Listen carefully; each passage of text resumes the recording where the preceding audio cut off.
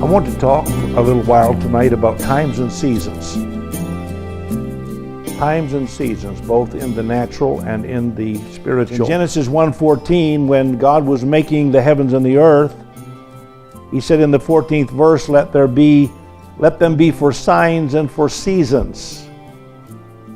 Maybe you realize that the lights in the heavens, probably the stars, the sun, the moon, He said that they are for seasons and for signs. Psalms 104 verse 19, He appointed the moon for seasons.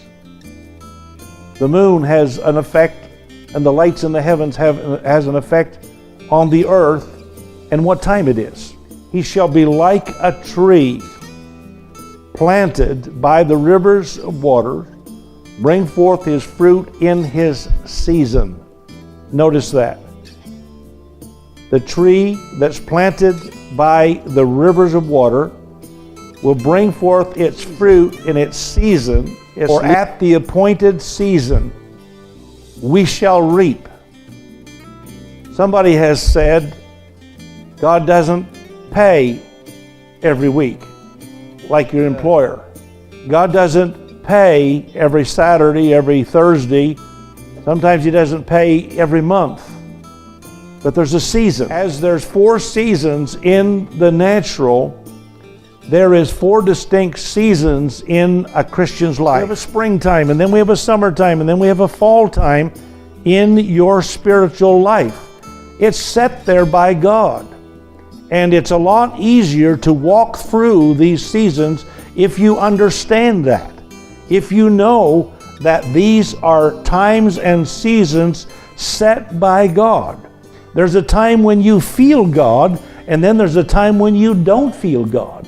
There's this season, this 4th season, this winter season that we physically don't like. Our mind wants to be active, and our Pentecostalism wants to, still do the jig and so on. But this season is so necessary. This is the time to stand firm and be unmovable. According to the scripture here tonight, Jesus said in John 5, He said, every tree that bears forth fruit, He's going to come and He's going to prune it. And if we will walk through that and allow Him to prune this tree, there is going to be a harvest in the future. It's supposed to be in February.